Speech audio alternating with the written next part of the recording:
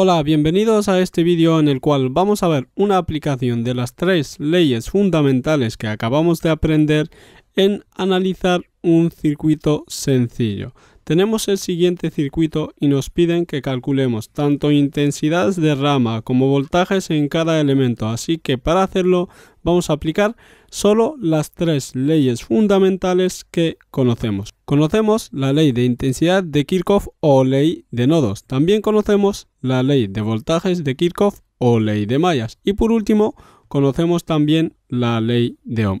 Aplicando estas tres leyes, vamos a analizar este circuito. Lo primero de todo, tendremos que dibujar las corrientes de rama que tenemos en el circuito. Para ello, tendremos que localizar los nodos que tenemos. Tenemos un nodo aquí arriba y también otro nodo aquí abajo. Esta sería una corriente de rama, la llamaremos I1. Esta sería otra corriente de rama, la llamaremos I2. Y esta sería otra corriente de rama, la cual le daremos el nombre de I3. Comenzamos con la ley de intensidad de Kirchhoff.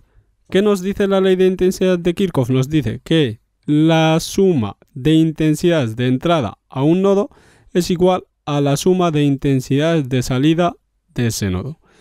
Apliquemos esta regla de aquí a este nodo.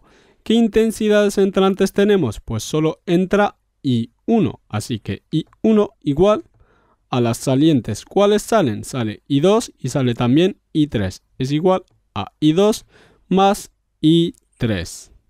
Ya hemos aplicado la ley de intensidad de Kirchhoff. Vamos ahora a por la ley de voltajes de Kirchhoff.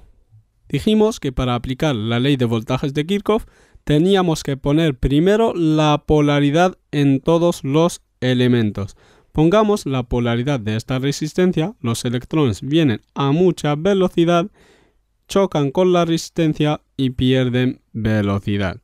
Y lo mismo para esta resistencia. Los electrones vienen con mucha velocidad, chocan y salen con poca velocidad. Ya hemos puesto la polaridad de cada resistencia. Procedamos a aplicar la ley de voltajes de Kirchhoff. La ley de voltajes de Kirchhoff nos dice que la suma de voltajes de las fuentes en una malla es igual a la suma de voltajes de resistencias en esa malla. Una malla dijimos que era un cuadrado. Este cuadrado sería una malla. Este cuadrado sería una malla. Vamos a aplicar esta ley a esta primera malla. Siguiendo el sentido de las agujas de reloj, las fuentes suministran energía, miramos el polo de la salida. Solo tenemos esta fuente en esta malla y sale por el positivo si seguimos este sentido. Muy bien. Ahora, las resistencias consumen y miramos el de entrada. Y si seguimos el sentido de las agujas de reloj, entramos por el positivo. Dicho esto, vamos a transformarlo en ecuación. Más el voltaje de la fuente E1, que es de 10 voltios, más 10 voltios, igual a más el voltaje de la resistencia, igual a más el voltaje de la resistencia R1. Miramos el de entrada. Muy bien. Ahora vamos a aplicar la ley de voltajes de Kirchhoff, pero a esta segunda malla. Como siempre, miramos el polo de entrada de las resistencias y el de salida de las fuentes. ¿Qué fuentes tenemos? No tenemos ninguna fuente, así que 0 voltios igual al voltaje de las resistencias. Miramos el polo de entrada. Por aquí entramos por el polo negativo, damos la vuelta y a esta resistencia entramos por el polo positivo. Será igual a menos el voltaje de R1, menos el voltaje en R1, más el voltaje en R2. Despejando nos queda que el voltaje en R1, porque pasa, está restando, pasa sumando, más el voltaje de R1 será igual a el voltaje de R2 y es igual, sabemos que el voltaje de R1 por la primera malla es igual a 10 voltios. Así que todo esto es igual a 10 voltios. ¿Esto qué nos dice? Nos dice que R1 y R2 tienen el mismo voltaje, que son 10 voltios. Hemos usado una malla simple para averiguar que el voltaje en R2 es igual también a 10 voltios. Otra manera de averiguar el voltaje en R2 es escoger otro camino que englobe a R2. Otro camino puede ser, por ejemplo, esta malla exterior. Apliquemos la ley de voltajes de Kirchhoff a esta malla del exterior. Miramos, como siempre, la salida de las fuentes, positivo, será más 10 voltios igual al voltaje de las resistencias.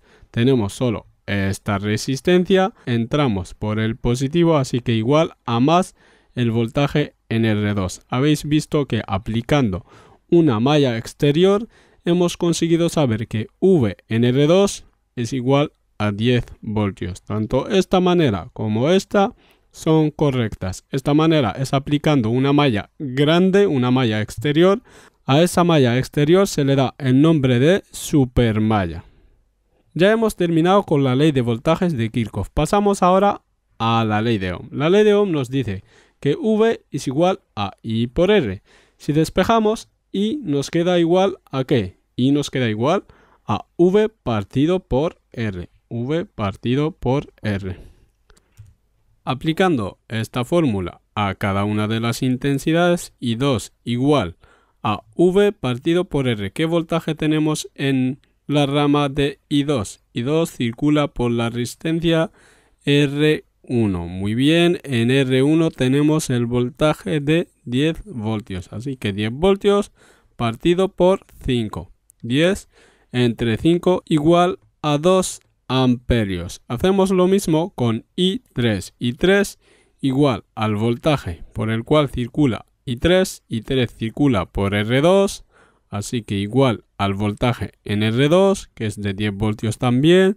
10 partido por R2, que son 6. 10 dividido entre 6 igual a 1,67 amperios. ¿Qué intensidad nos queda por calcular? Pues nos queda por calcular I1. Para ello aplicamos la primera ley que hemos visto, ley de intensidad de Kirchhoff. Esta intensidad entrante será igual a I2 más I3, que son las salientes. I1 igual a I2 más I3, y eso nos da un valor de 3,67 amperios. Con esto hemos calculado las tres intensidades de rama y también el voltaje en cada elemento, en cada resistencia. Habéis visto que aplicando solo las tres leyes fundamentales hemos podido resolver este circuito. En fin, me despido y nos vemos en un próximo vídeo. Adiós.